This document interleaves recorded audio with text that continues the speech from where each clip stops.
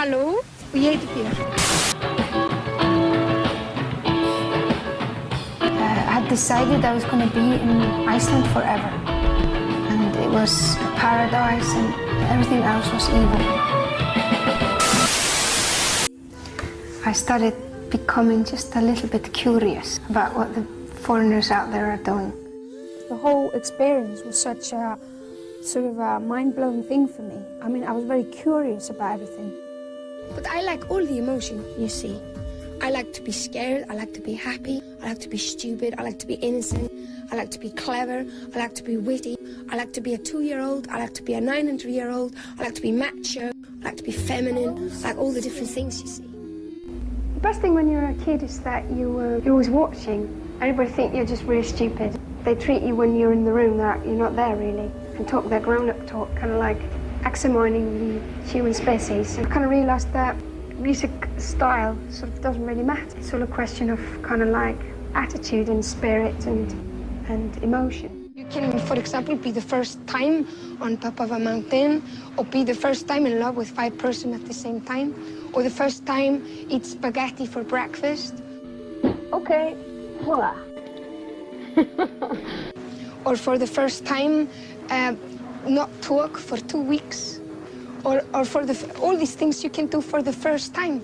And you can do things for the first time for 100, 200 years. So you don't have to lose your innocence. You know, we're faced with choice if we want to be angels or devils, you know? And the same with technology. There is nothing bad about technology, but it's a question what we do with it. You can do an interview with technology, like this camera here, and the microphone I'm talking to here, and you can record music about love, and you can run around in the forest with a little tap machine and a mobile telephone and tell your mother that you love her, and you can fax drawings to people. You can do really beautiful things with technology. I think everybody has got every side, and to have enough courage to deal with life is to deal with all the different sides. And I don't say I can do it, but it's my target, and I do try.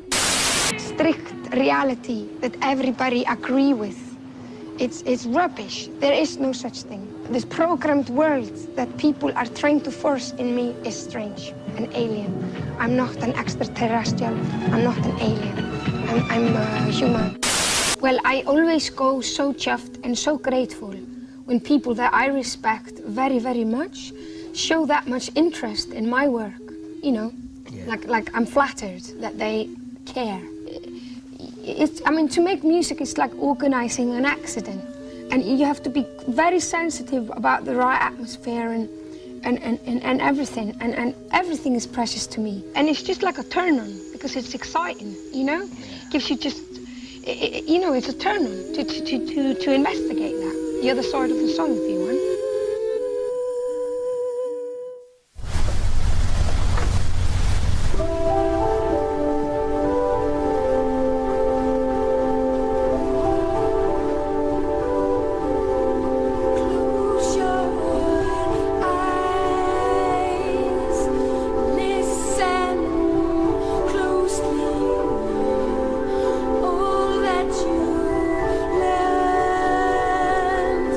Try to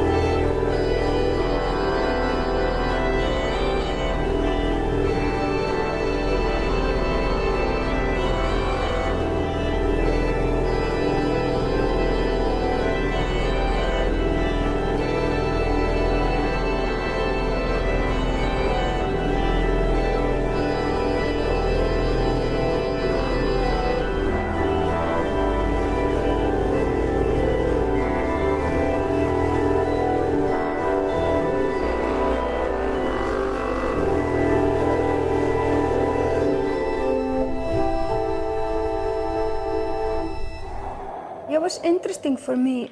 It's probably several reasons that I certainly was very keen to get back to that sort of human spirit place before tools or extensions or civilizations or religion or patriotism just didn't seem like a very good idea, you know. Hello? I think it was probably several things that brought me to that point. First of all, I'd completed sort of a cycle I felt after doing Homogenic and Vespertine and then Greatest Hits, and I had a chance to go back to the beginning.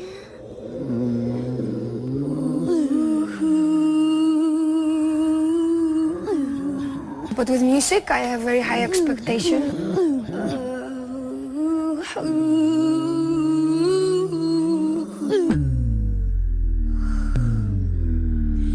The pleasure is all mine to get to be the generous one is the strongest dance. Pleasure is all mine to finally let go and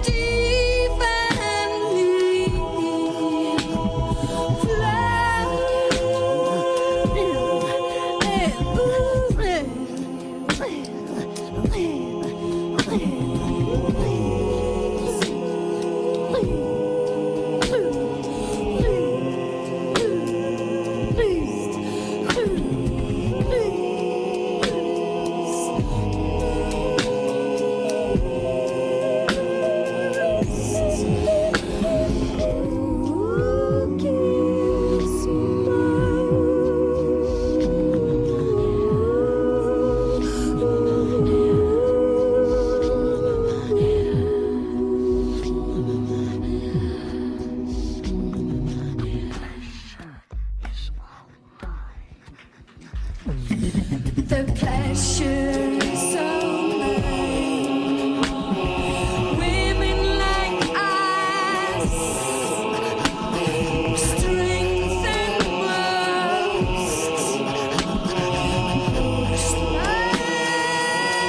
like wine and doubt,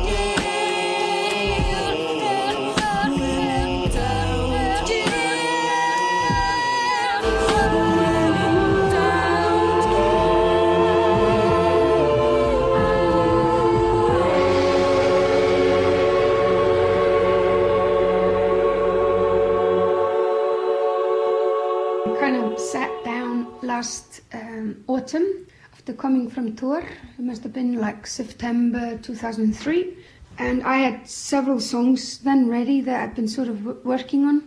And then I sat there and I was listening and I was like, this is weird, this is not working. And then I started playing with the buttons on the mixing desk, and it was literally like I muted some stuff, and then I listened, it's like, that's better. And then I go, oh, I muted all the instruments. And then I started either replacing the instrument with my voice or just simply erasing them piece by piece by piece.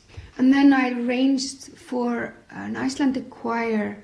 I'd done arrangements and none too the same, like really different colors. And then so I came here on Christmas to Iceland to record that. And when I sat down and listened to all of that, I was like, I've got a vocal album. Well, I did try to find sort of an international neutral word. I'm not sure how well I succeeded, but medulla is like medical. It's from like Latin, and it means marrow, as in bone marrow, or brain marrow, or kidney marrow, or any marrow. I thought of calling the album Ink because it's like the blood in us, but it's like even older. It's not even our blood, it's like the ancestors' blood. And then I thought of ink, but then I thought it was a bit funny word, especially since a lot of companies are called like something ink or something. So, funnily enough, I got a bit tipsy with my friend. She came up with this medulla title. She's actually an artist, Gabriela, who did the album work for Family Tree and Greatest Hits. And she came up with this word medulla. And it just seems the right thing. It's like the core, like life force or something that's in the center of us. When I was like 16, I worked in this farm in Iceland, and they had a studio there. So I was kind of with a fork, like lifting up hay all day, and then in the evening I could work the studio. So I started like a little all vocal album then, but it was just like really rough kind of 16-year-old like sketches. So it's sort of been in the back of my head all those years that one of those days I would do it. Það eitthvað svona fyndið þegar, þú veist, stundum þegar þú ert 29 ára það hugsa rosalega mikið þegar þú varst 6 ára og svo þú ert 49 ára þá allt í einu eins og þú fáið göng beint yfir því þú varst 22 ára eða það eitthvað svona framhald, eitthvað svona voða skrítið og mér finnst ég einhvern veginn vera með eitthvað svona tímagöng, eitthvað tímalúpu eitthvað beint í svona því ég var 17-18 ára þegar ég var ennþá í kuklinu og var eitthvað svona mikið að spegla í svona röddum og kannski finna svona mitt identity, þú veist, sem söngvari og It wasn't like till the last 5 months where I actually said, wait a minute, this is my album that I've been dreaming about since I was 16. That actually it's now, it's not in 10 years, it's now. This is the one. So it's part of it is planned for a long, long time. And part of it actually ended up being really spontaneous because I figured that out in like Christmas and I finished the record in April. So in the space of 4 months, I found all these people, the majority of them I didn't even know they existed before.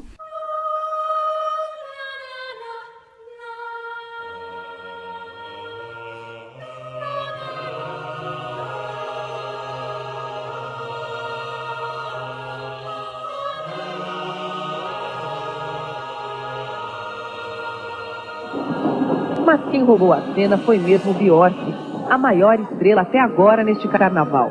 No terraço do camarote, ela tomou champanhe, pulou, mostrou curiosidade, espanto, ansiedade e bom humor. Avesta às câmeras, ela falou pra gente 2 palavrinhas sobre Salvador. Muito bom.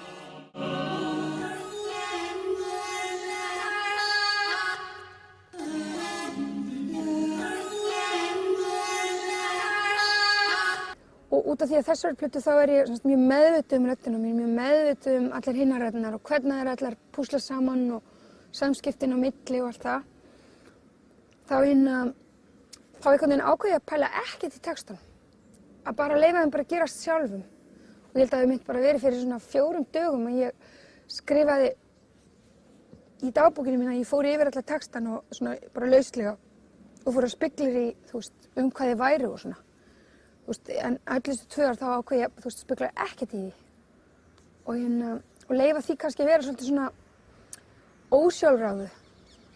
En frá því núna og beint þangapunkturinn þá var einhvern veginn svona, þú veist, meira bara eitthvað svona bara orkan að syngja, þú veist, og orðin skipta ekki svo miklu máli.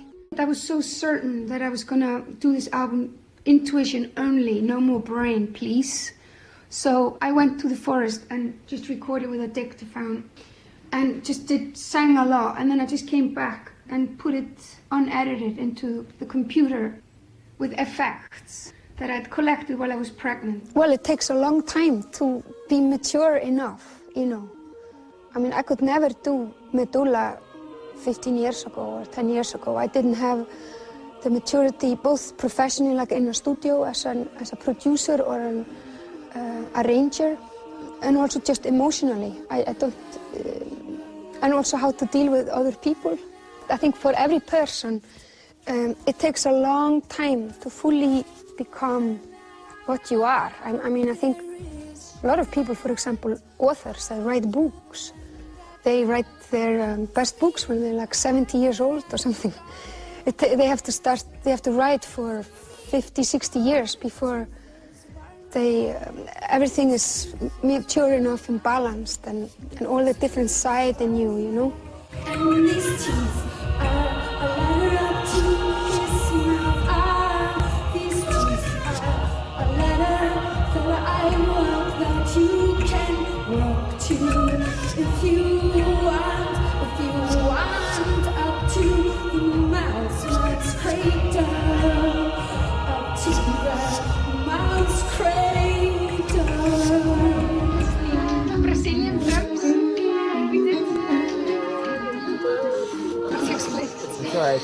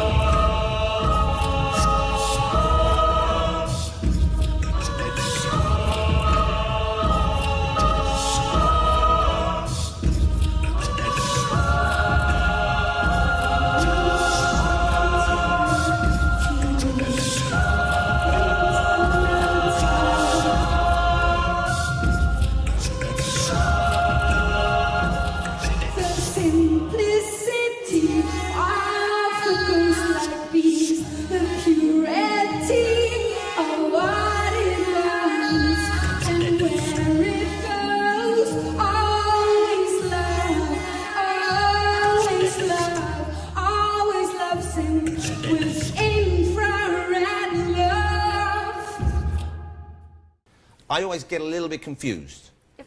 Is that where the Eskimos live in Iceland? No. You're sure? Yeah, I'm very sure. Okay. I've been asked and done some research and double-checked many times. But you know what's the odd is I was under the impression, and obviously incorrectly, that just about all people from Iceland kind of like blonde and blue eyes and... They sort of do, actually. I'm the odd one out. You're the Eskimo. Yes. Do you still have puffins in Iceland? Yeah. Yeah. Tons. Is it true that if a young man wants to show his interest in a young lady, he should give her a puffin? I appreciate your creativity. You're adding a bit to Iceland's mythology there. I told me this years ago. Look, I have a puffin. Oh. Look at that little puffin. Yeah, it's nice. Yeah, this was once a live puffin, ladies and gentlemen. I hasten to add, we didn't kill him for the show, he was dead already. I bet he never thought, when he was alive, climbing up the cliffs in Puffin Island, Yeah. he would one day be stuffed and presented to Björk on the top rating talk show. Oh. Isn't that incredible? It's a nice one. You can have that if you want. Yeah, why not? It's one lucky puffin.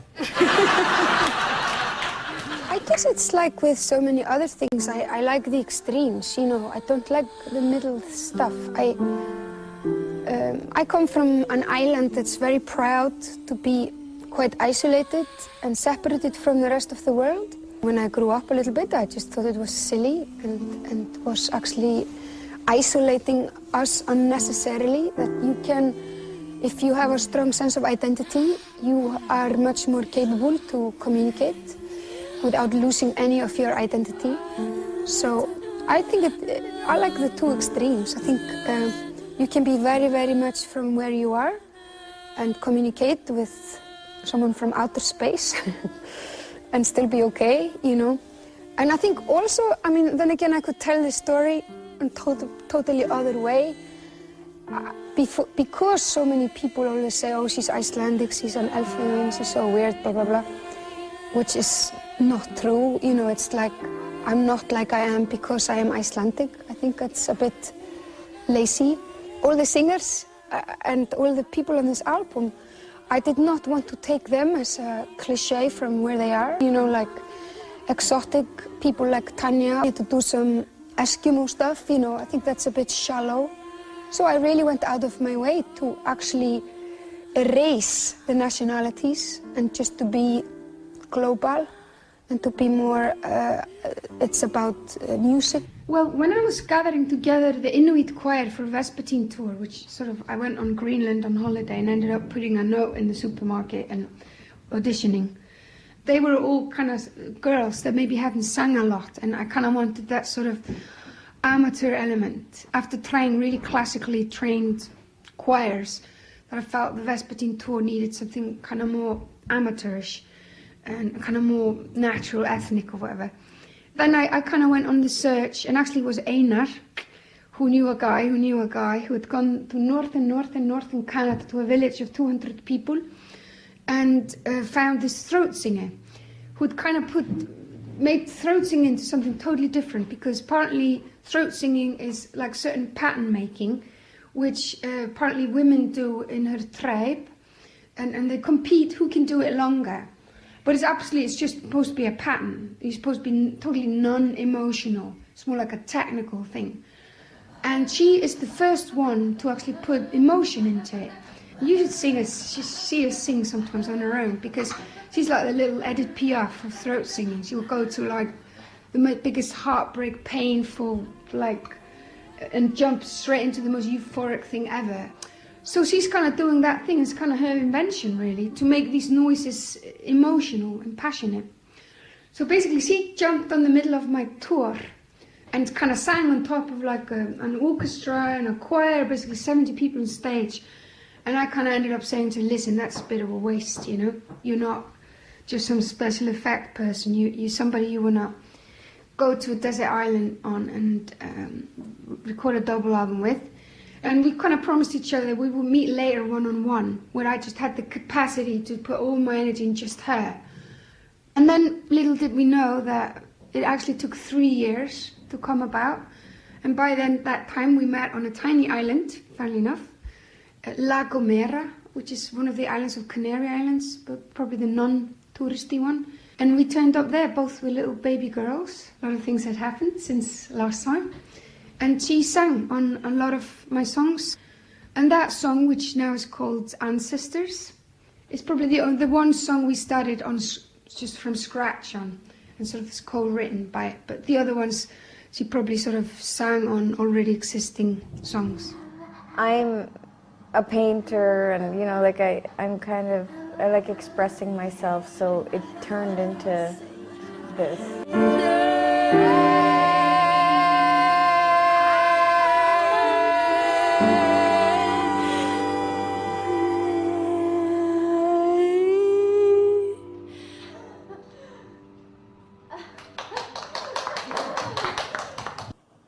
Það einmitt eitthvað svona ákveðið stig þar sem eins og með Vespertine, þegar maður búinn að kúldrast einn með þetta, eða náttúrulega með hljóðmanni, og búinn að koma þessu svona eins langt og maður getur einn.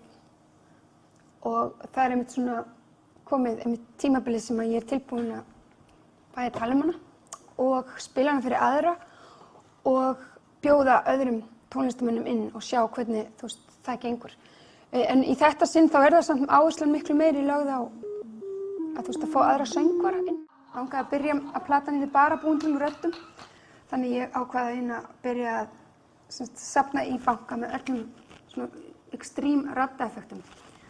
Og svo náttúrulega 99% af röddeffektum sem maður heyrt algjörlega úreltir og umulegir. Og endaði með kannski eitthvað svona 3 sem eitthvað fannst flott. Og þetta er gert með röddinu minni. Fyrst gerði ég eitthvað svona. Þá byrjaði þetta svona. Svo gerði ég Þá kom...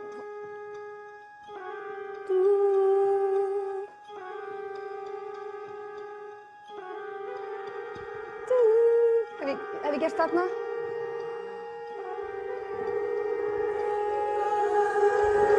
Bætti inn þarna.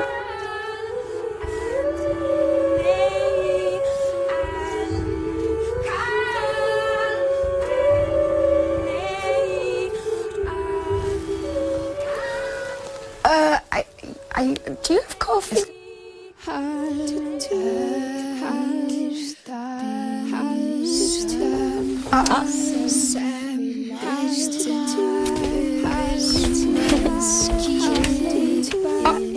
Thank you.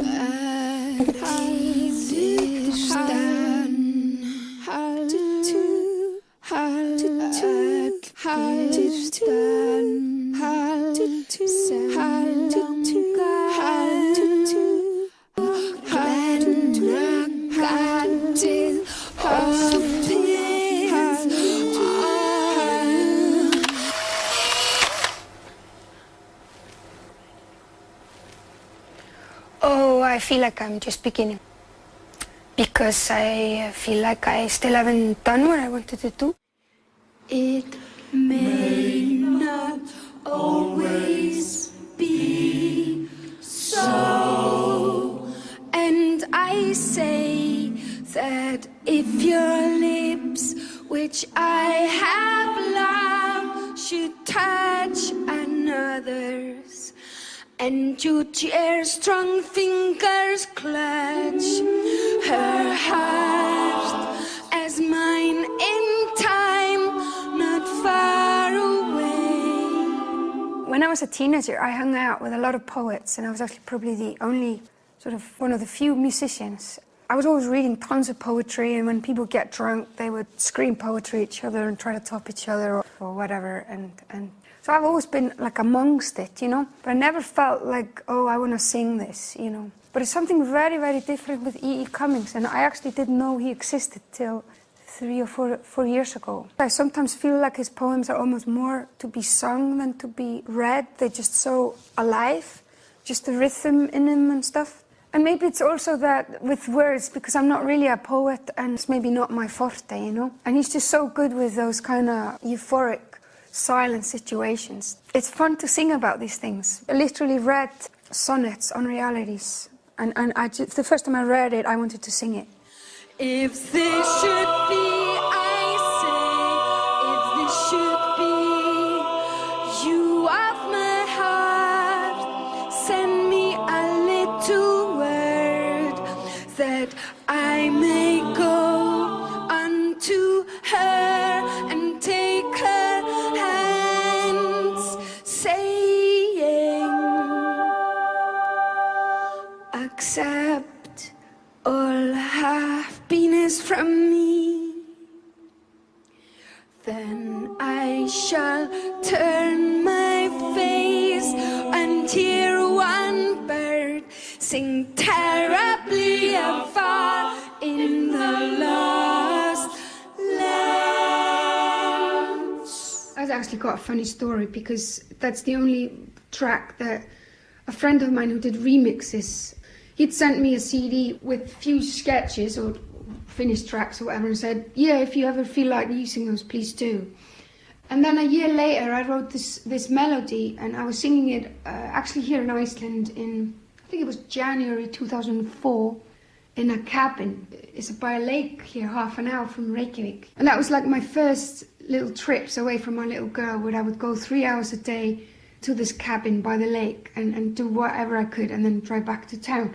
And then I would sing several versions of this melody, and then I would say, wait a minute, there's this thing that Olivier gave me a year ago. And then I sang it to that, and it fitted perfect together. And then when I came back from the tour and discovered that the whole album was going to be a vocal album, and then I thought, wait a minute, what about this song here? You know, I really like this song and it should be on the album. So I started doing choir arrangements for it.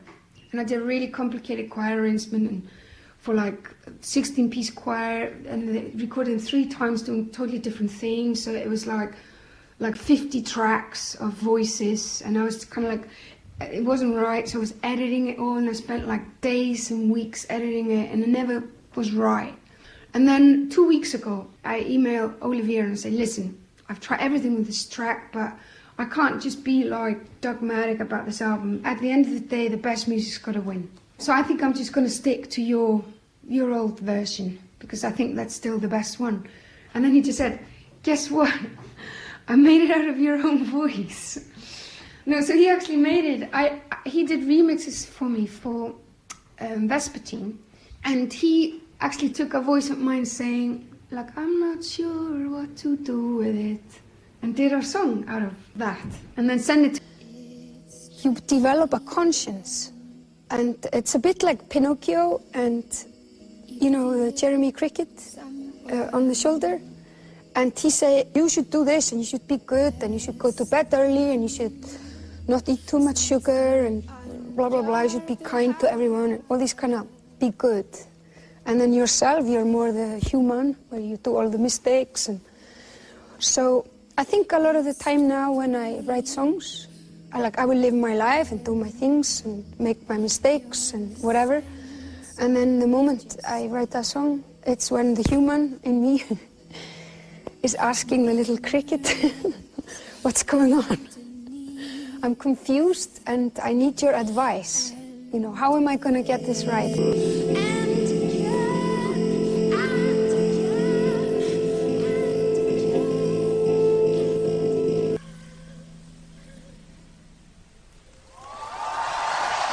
Arigato.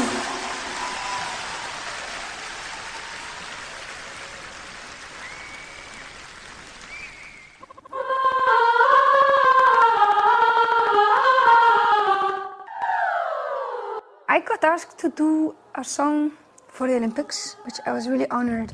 And I had actually had a melody in my head for about a year before that I was very proud, where I was thinking, where on earth I would find a place for that sort of grandness.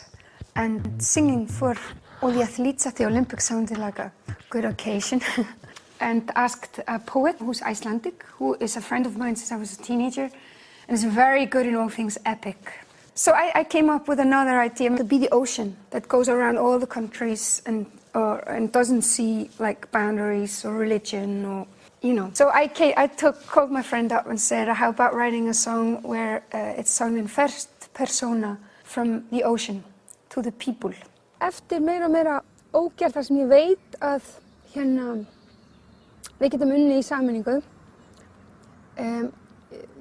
Því að það er alltaf svona eitthvað ótrúlegt afl sem að gerist ef að maður hljóðblandar lag, til dæmis segjum á einum degi, þá er eitthvað svona momentum í því sem að maður næri ekki, þú veist, ef maður er búinn að kannski vera að dúlla við eitthvað lag í stúdíó í marga mánuði og klippa það og svo kemur maður bara með alveg tilbúið í stúdíóið og svo bara hljóðblandað, þá gerist ekki þessi umbylting. Þú veist, mér finnst oft koma svo mikið kraftur í því og þá getur maður skoðið möguleiki ef maður kemur með nokkra enda svona ófrágengna í hljóðblöndun, þá getur maður nær aftur þessu nýja brumi. Af því þá er aftur, þú veist, og ég lagði miklu áherslu á við hljóðblöndun til þess að það mátti ekki heyra neitt áður en við kæmum í stúdíóið. Ég mátti ekki gera neinu með heimavinnu. Því að þá er hann að heyra þetta í fyrsta sinn. Þannig að lagið fær kannski sénsa á að vera, hvað segir maður, hrein mega aftur.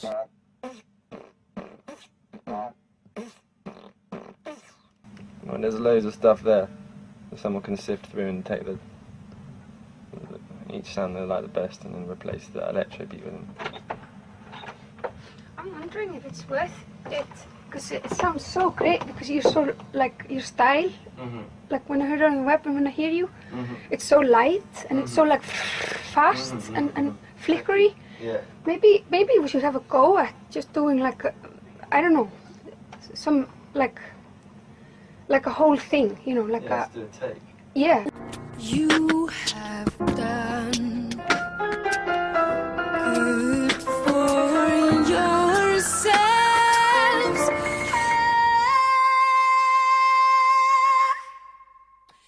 Þið dansið mér við hlið, guðdómleg börn. You mentioned the Olympics, and I saw you in the Olympics. It was the opening ceremony, wasn't it? Which was spectacular. In particular, the outfit you were wearing for that was quite something. It was just enormous, wasn't it? How big was that gown? I'm not sure. I think somebody said it was 700 meters of fabric. You show me continents I see, islands you count, centuries.